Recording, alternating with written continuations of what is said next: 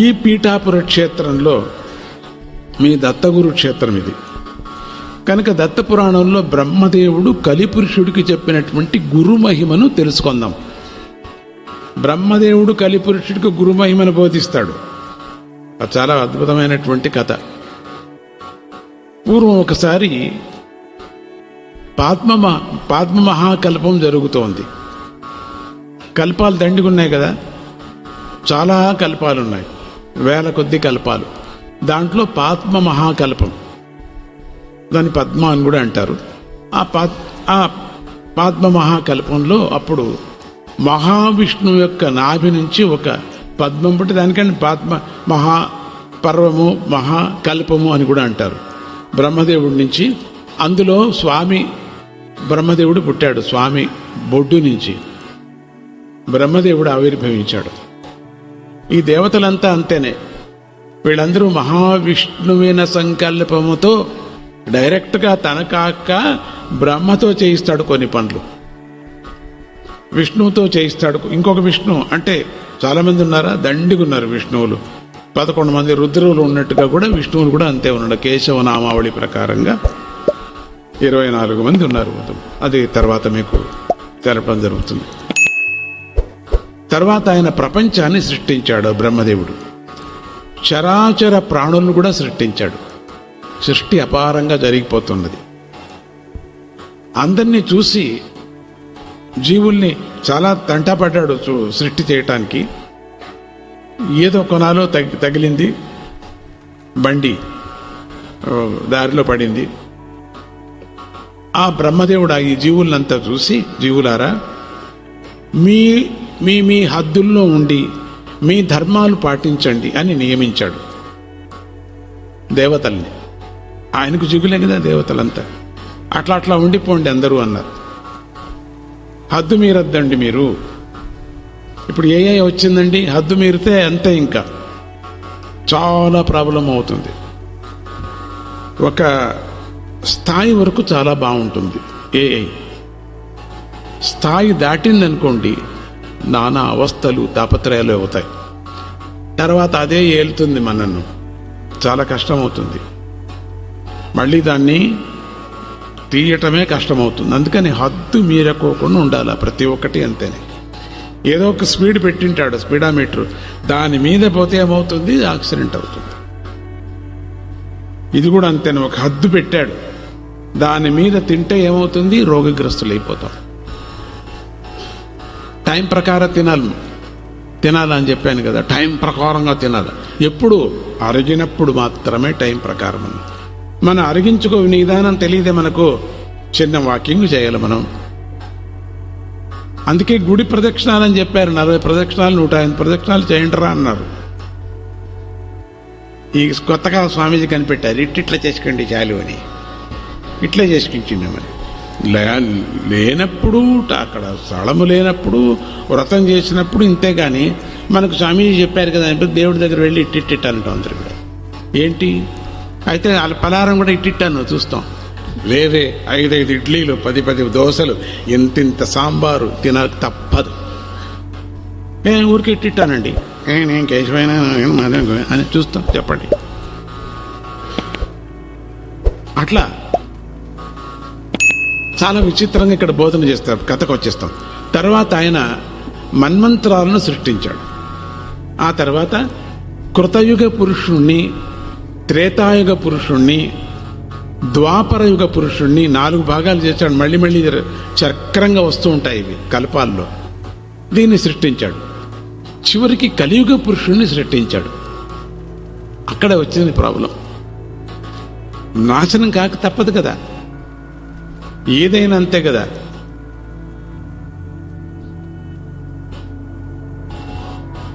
ఎంతైనా కూడా నాశనం కాక తప్పదు కదా. అట్లే ఉండటానికి వీల్లేదే. 124 సంవత్సరాలు ఒకే సంతోషం, 600 సంవత్సరాలు సంతోషం, 1000 సంవత్సరాలు సంతోషం, అయినా మళ్ళీ నాశనం కాక తప్పదు కదా. ఒక కల్పాంతరం 1000 సంవత్సరాలు నాశనం కాక తప్పదు. మళ్ళీ కొత్తది కావాల్సిందే, గిన్నె కడగాల్సిందే. గిన్నె కొత్తగా వేసే పాలు వేయాల్సింది లేకపోతే చెడిపోతాయి. అట్లనే శుద్ధం చేసుకోవాలా. మురికిలోనే చాలామంది వంట చేసుకుంటారు, పాత్రలు కడగరు, సోంబేర్లు, తినేది మాత్రం బాగా తింటారు, అట్లే పారేస్తారు. మనం ఎంత శ్రద్ధగా వంట చేసి మనం తింటున్నామో అంత శ్రద్ధగా ఇంట్లో క్లీన్ చేయాలా. లక్ష్మి ఉంటుంది అక్కడ, లేకపోతే దరిద్ర లక్ష్మి వస్తుంది. రోగగ్రస్తులు అయిపోతాం మనం. తర్వాత ఆయన అక్కడ ఉన్నటువంటి మహాపండితుల వంక చూసి, ఓ పండితులారా, మీరంతా బుద్ధివంతులు కదా, కనుక మీరు కలికాలం ఎప్పుడు వస్తుందా అని ఎదురు చూడండి మీరంతా కూడా. ఎందుకంటే ఫలాన్ని పొందటం కోసం మిగతా యుగాల్లో ఎంతో కష్టపడాలి ఫలం పొందటానికి. జ్ఞాపకం పెట్టుకోండి, ఇది బాగా గుర్తుపెట్టుకోవాలి. కానీ కలియుగంలో మాత్రం కష్టపడక్కర్లేదు, ఫలం అంత తొందరగా దొరుకుతుంది. ఆ యుగంలో అతి శీఘ్రంగా ఫలాన్ని ఇచ్చేస్తుంది. అయితే ఆలోచన లేనివారు, ధర్మాలు తెలియని వారు మాత్రమే పతనమైపోతూ ఉంటారు అని చెప్పుకొచ్చారు. చాలామంది కింద జారిపోతూ ఉంటారు. ఈ గుట్టు తెలియక, రహస్యం తెలియక బాధపడేటువంటి వాళ్ళు, అమ్మో అంత చదవల్లా అనేవాళ్ళు, ఎందుకులే నా పరమాత్మ నా హృదయంలో ఉన్నాడు కదా బొంద అనేవాళ్ళు, గాడిద తోక వాళ్ళు ఏదో లోపల ఏదో మహాత్ములాగా చెప్పుకుంటారు. వాళ్ళు చెప్పరు. నా హృదయంలో ఉన్నాడు కదా అనేవాళ్ళు, కొంచెం మొండి వాదన చేసేవాళ్ళు, నేను ఎవరికి కష్టం పెట్టను కదా, నా పాడుకు నేను ఉన్నాను కదా అనేవాళ్ళు, నేను ఎవరి ధనము అపేక్ష చేయను కదా, మంచిదే, కానీ నీ కోసం స్వంతాని కోసం ఏమీ లేకుండా పోతున్నది. నీ సిస్టమ్ చాలా అద్భుతంగా ఉంది, సిస్టంలో ఫలితం లేదు. ఎందుకంటే కలియుగంలో దీన్ని మరిచిపోయినటువంటి వాళ్ళు నరక బాధలు అనుభవిస్తారు. కానీ రహస్యం తెలిసినటువంటి వాళ్ళు సూక్ష్మ ధర్మాలను ఆచరించి వాళ్ళంతా తరిస్తారు. కలియుగంలో వచ్చేటువంటిది అత్యంత సూక్ష్మమైనటువంటిది, కొంచెంలో ముక్తి అంటారు. కలియుగం యొక్క గొప్పదనాన్ని తెలుసుకొని మనమంతా కూడా ప్రచారం చేయండి అని పండితులకి బోధించారు ఆయన. పండితులంటే ఎవరు? మహాత్ములైనటువంటి యోగులైనటువంటి ఋషులు. 7 మంది ఋషులు కదా మనకు. అదైన తర్వాత ఉపఋషులు దండుకున్నారు, వాళ్ళందరికీ బోధించారు. తర్వాత కలిపురుషుడు కాసేపు ఏడుస్తూ కాసేపు నవ్వుతూ వచ్చి బ్రహ్మదేవుడికి దండం పెట్టి ఇలా అన్నాడు. అందరిది అయిపోయిన తర్వాత ఈయన సరిది లైన్లో, మనం లైన్లో స్వామీజీని చూస్తాం కదా, అట్లా ఈ లైన్కు వచ్చింది. కలిపురుషుడు కూడా లైన్ వచ్చింది. ఏడుస్తూ వచ్చాడు. ఏడుస్తూ చెప్పావు, దేవా నువ్వు నాకు అందరినీ నాశనం చేయమనేటువంటి పనిని అప్పగించావు కదా, ఎందుకో నాకు అది ఇష్టం లేదు, దయచేసి నాకు ఆ పని చెప్పకు.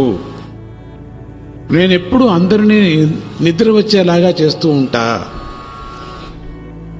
అందరికీ పోట్లాటలు పెడుతూ ఉంటా, ఇతరుల ధనంపై ఆశ కలిగిస్తూ ఉంటా, ఇతరులకు ద్రోహం చేయమని ప్రేరేపిస్తూ ఉంటా, ఊరికే ఉండిన వాళ్ళను చెడగొడుతూ ఉంటా. ఇది నాకు ఇష్టం లేదు ప్రభు, ఈ పని నాకు ఇచ్చావు. వాళ్ళందరికీ ఎంత మంచి పని ఇచ్చావు.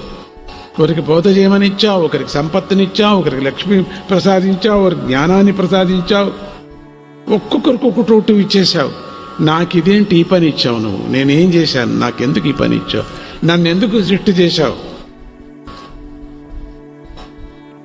ఇది నాకు ఇష్టం లేదు, అందుకని నాకు ఈ పని వద్దు అని దండం పెట్టి, నాకు వద్దు, రిజైన్ చేస్తా, నాకు వద్దు ఇది అన్నాడు. వీల్లేదు, శీలైపోయింది. అప్పుడు బ్రహ్మదేవుడు చెప్పి, ఓ కలి, నువ్వెందుకు భయపడుతున్నావు? భయపడకు. నీ పని ఏమిటంటే నీ గురించి తెలియని వాళ్ళనే నువ్వు బాధించాలి. అర్థమైందా? కలి ఎవరు, కలి బాధ ఏమిటి, కలితత్వం ఏమిటి, కలిలో ఉండేటువంటి గుణం ఏమిటి, క్రూరతనం ఏమిటి, స్పీడ్ ఏమిటి అని ఎవరికి తెలియదు, వాళ్ళని బాధించు.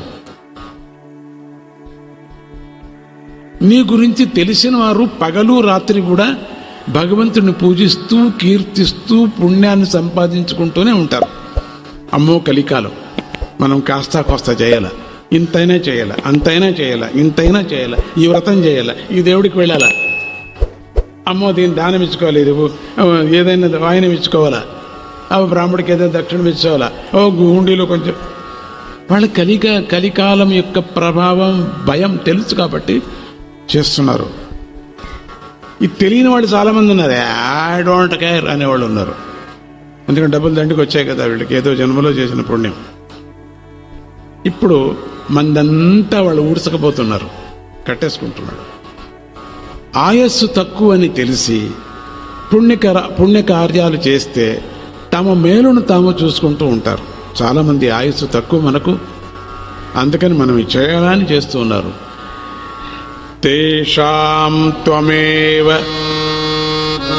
సహాయం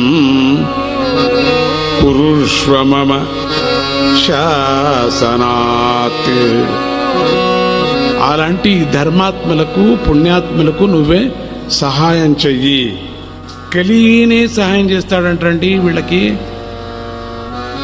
ఇటువంటి మంచి కార్యాలు చేసేవాడికి. చూసారా కలి ఎట్లా మరి మోసమగాడు అవుతాడు.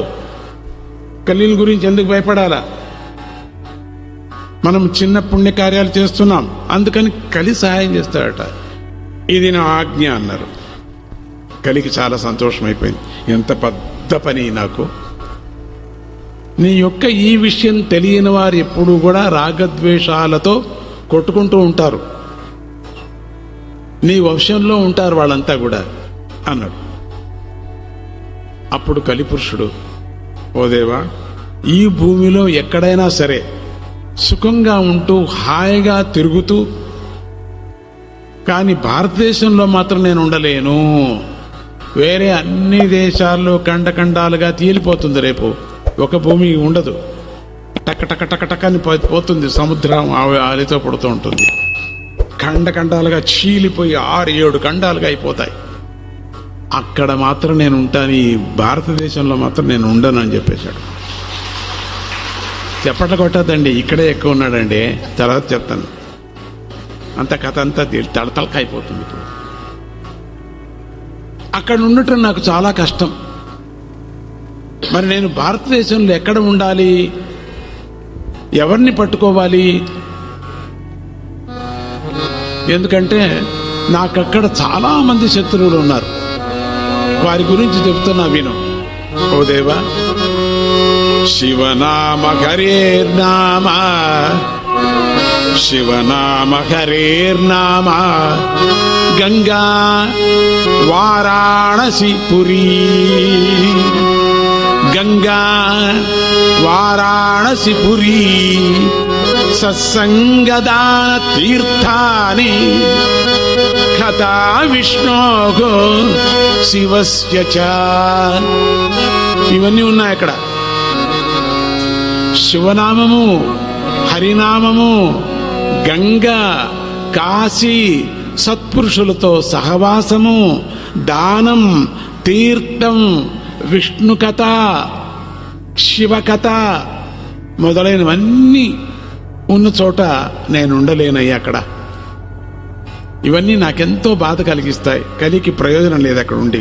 నాకు వ్యాపారం కుదరదు అక్కడ, నా బిజినెస్ అక్కడ కుదరదు, లాస్ అయిపోతా నేను అక్కడ ఉండను. ఏ అమెరికానో, ఏ లండన్నో, ఏ ఆస్ట్రేలియానో, ఏ ప్యారిస్సో అక్కడ ఎక్కువసేపు ఉంటాను నేను. బాగుంటుంది కదా, అద్భుతంగా ఉంటుంది అక్కడ. ఆధ్యాత్మం లేనే లేదు అక్కడ, ఏమీ లేదు. చర్చలు కూడా కొట్టేస్తున్నారు, అక్కర్లేదు. అక్కడ ఉంటా నేను ఎక్కువసేపు. ఈ ఇండియాలో మాత్రం చాలా కష్టం నాకు.